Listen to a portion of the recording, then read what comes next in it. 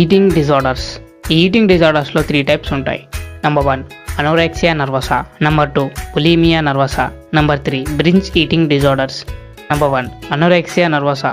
ఈ డిజార్డర్స్లో ఉన్న వాళ్ళు ఎక్కువగా ఫిట్నెస్ కోసం పాటలు పడతారు.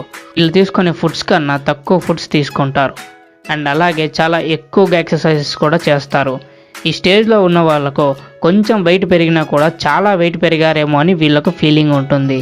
ఇలా తక్కువగా ఫుడ్స్ తీసుకోవడం వల్ల హెయిర్ లాస్ అవ్వడం, నార్మల్ వెయిట్ కన్నా వెయిట్ ఎక్కువగా లాస్ అయిపోయి వీక్ అయిపోతారు. మెమరీ కూడా లాస్ అయ్యే ఛాన్సెస్ వీళ్ళకు ఉంటాయి.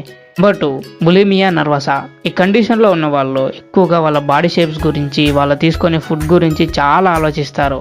కానీ వీళ్ళు ఎప్పుడైతే డైట్ మెయింటైన్ చేయాలి అని అనుకుంటారో అలాంటి టైంలోనే ఎక్కువగా తింటారు. లేదా వాళ్ళు తక్కువగా తిన్నా కూడా ఎక్కువగా తిన్నామేమో అని అనుకుంటారు. అలా వీళ్ళు ఎక్కువగా ఫుడ్ తిన్నామేమో అనుకొని ఆ ఫుడ్ని బయటికి కక్కేయాలి అని వామిటింగ్ చేసుకోవడానికి ట్రై చేస్తారు. Binge eating disorders. ఈ డిజార్డర్లో ఉన్న వాళ్ళు ఏ ఫుడ్ అయితే తీసుకోకూడదు అనుకుంటారో అలాంటి ఫుడ్నే తీసుకుంటారు అండ్ అది కాకుండా రాంగ్ టైమ్స్లో అంటే ఈవినింగ్ టైమ్స్లో ఎక్కువగా తింటారు.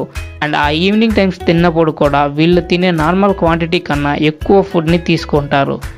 ఒకవేళ వీళ్ళు స్ట్రెస్గా ఉంటే ఇంకా ఎక్కువ ఫుడ్ని తింటారు. వీళ్ళు ఎంత ఫిట్గా ఉన్నా కూడా మేము ఫిట్గా లేమేమో అని అనుకుంటారు. ఆ ఫిట్గా ఉండడం కోసం ఎక్సర్సైజెస్ చేస్తారు.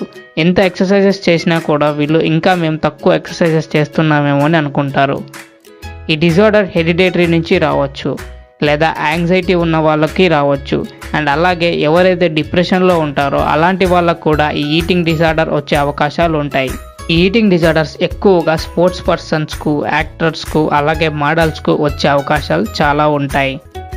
ఈ 3 డిజార్డర్స్కు ఈ 3 ట్రీట్మెంట్స్ అయితే ఇవ్వాల్సి వస్తుంది. Psychiatrist, nutrition education and expert dietitian.